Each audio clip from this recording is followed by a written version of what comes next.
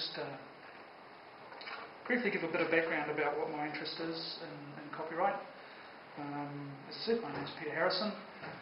I was the founder of the New Zealand Open Source Society, and in that capacity I've been pretty closely involved with making various submissions to government on copyright and the recent copyright bill. Tonight I'm going to be talking about the history of copyright, going right back through its development and the values behind it, right up to present day, and the recent changes that have been made to copyright, which are affecting people's internet connections. Okay, so copyright obviously was founded after the development of the printing press.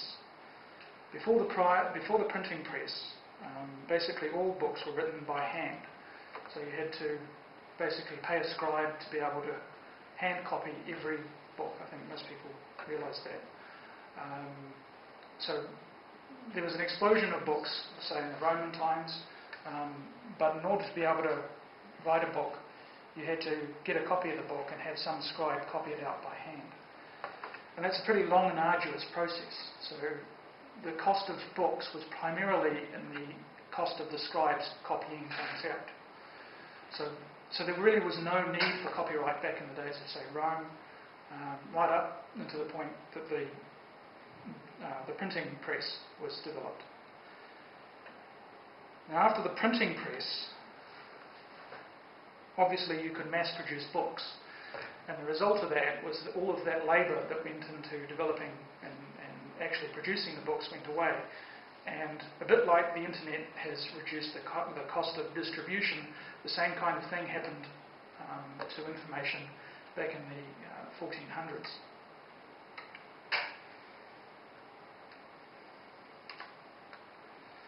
The result of this was an information revolution. So prior to the development of mass-produced books, basically you saw Bibles and that kind of thing.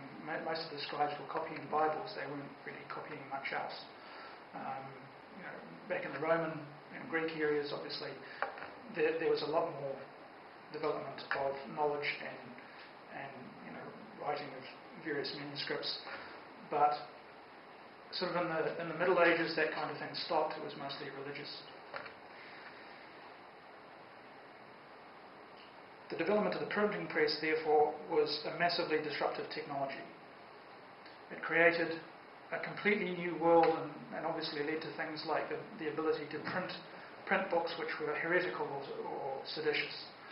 And that created problems for governments and church, which of course at that time were the same thing, or very similar. Okay, so how did the church and the state handle the menace of books? Well, in 1501, Pope Alexander issued a bull against unlicensed printing of books.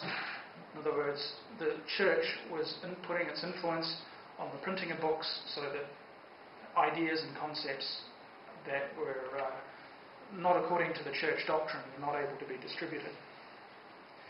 This led in 1559 to the development of a list of prohibited books.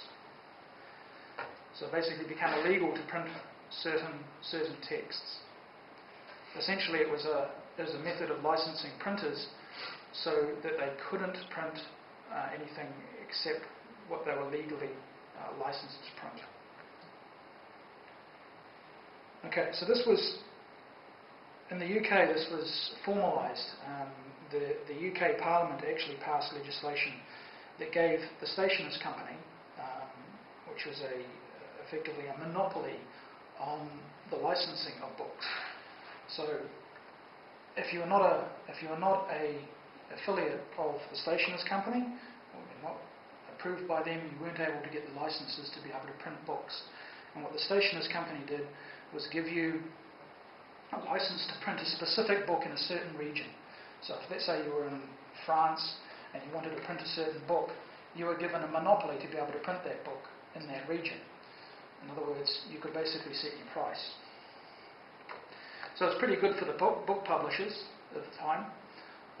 They could get these monopolies which couldn't be challenged. It was pretty good for the government as well because they could basically control the output of the printers. However, it wasn't so good for the people. It wasn't very good for freedom of expression. And so in 1710, the first real copyright law was introduced, the British Statute of Anne. It basically featured a copyright term of 14 years, so it accepted that copyright would be almost automatic. So basically, if you wrote a book, you didn't need to go to the stationer's company. The stationer's company didn't have a monopoly anymore. You could have anyone print your book, and that the author had control over the redistribution of the book and the rights over the book, but they only had it for 14 years. About this time, two camps developed. The first camp opposed any copyright. They didn't believe that there should be any copyright law at all. And there was a second camp who opposed that position, who believed that there was a natural right to indefinite copyright. In other words, it was a property right. So if you wrote something, if you wrote a book, then that book, the content of that book, was yours legally forever, and to obviously all of your descendants. Okay, so what did the availability of books enable? Well, one of the things it obviously enabled was the Enlightenment. So the availability of books meant that all kinds of things, which were obviously Galileo being a good example, books that were not church doctrine or not seditious to the state, say, they could be distributed illegally, obviously, in some cases, but obviously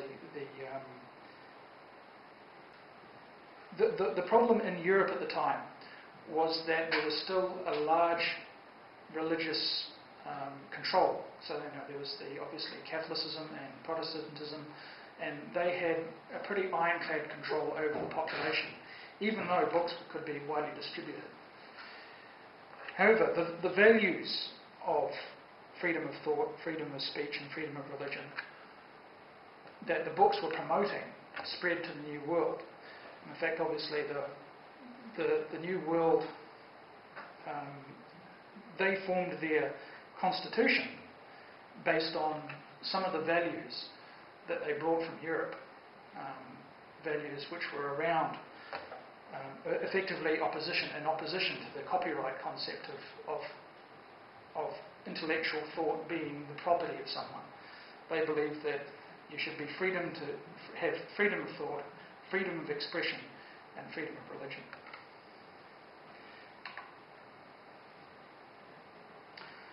Okay, so things have sort of expanded since the original copyright was introduced. The Berne Convention basically standardised copyright protection between countries. Okay, so whereas the early copyright was specific to a country, so if you had a copyright and you wrote a book in England, say, you had copyright protection in England, but printers in France, they could print your book and you had absolutely no control over that. So what the Berne Convention did originally was enable it so that a book copyrighted in England would also be copyrighted in France, would be copyrighted in America. So there was an agreement that everyone would respect each other's copyrights. However, it went beyond that. Some other things it did. It expanded to cover film and music. So it went beyond books and started to cover other form of creative output. Also, over time, the Berne Convention has extended the term of the copyright. Originally, it extended it to the author's lifetime plus 50 years. I believe now it's in New Zealand, it's not now internationally standard. In the United States, it's the author's lifetime plus 90 years, and in New Zealand, it's the author's lifetime plus 70 years. So it's not quite standard, and there's obviously that creates some interesting problems when you've got certain works coming out of copyright in some countries and not in other countries. Also an interesting problem when it comes to, say, the internet. For example, if you look at the works of the early Mickey Mouse, currently in New Zealand they would be out of copyright because they were, I think, in the 1930s. But when it gets to the US law, it's plus 90 years, so that's still in copyright. They actually passed a law in 1998 to be able to enable that. So obviously there's some discrepancy now between the different copyright laws. And as a result, there have been some attempts to harmonise, or what's called harmonise the copyright legislation. And by harmonise, we're talking about extending. Okay, so we're not talking about going back to the 70 years that we had before, that everyone sort of standardised on. We're talking about increasing it globally to 90 years. And also introducing other legislation, which isn't necessarily directly to do with the act of copyright infringement or legislation around copyright, but around the technology around copyright. So in 1998, the Digital Millennium Copyright Act was passed in the United States. And what this did, it criminalised the production and dissemination of technology, devices or services intended to circumvent measures that control access to content. That's a long one. Okay, so what it does, things like VCRs, tape recorders,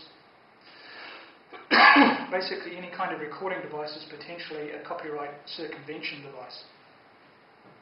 And what it's doing is trying to put controls on these devices. Now obviously sorry, I've got a problem in the throat.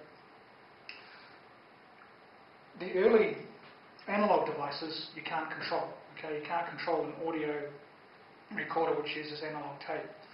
But increasingly you see things like TiVos, computers. These all have built-in digital rights management software in them. And what the software does is make sure that you as the user don't have control over the content. That it's the content owner, whoever that may be, that has control over their content. So for example, if you've got MySky and you record a program, you only have a certain amount, the length of time that that program is on your MySky box is controlled by the content owner. Okay, so what the DCMA did was expand the meaning of the copyright legislation to cover the technology devices which protect content as well as the content itself. So suddenly it's not just criminal to copy a book or photocopy a book. Suddenly the devices which are enabled to do that are themselves illegal. Okay, so the only protection is that. So what's happening is that this new legislation basically protects content technology, or content protection technology. But the thing is, this content protection technology just doesn't stop you from copying the material. It also stops you could be stop you from playing it, or could be that that it only allows you to play it so many times or to a certain date. And this is not really the intention of copyright. Copyright was meant to control the distribution and the copying of material. It wasn't designed to control the access. So what they've done is the content owners have expanded from the control of the copying and distribution and expanded it to mean also access, so that they can basically do a pay-per-view kind of approach.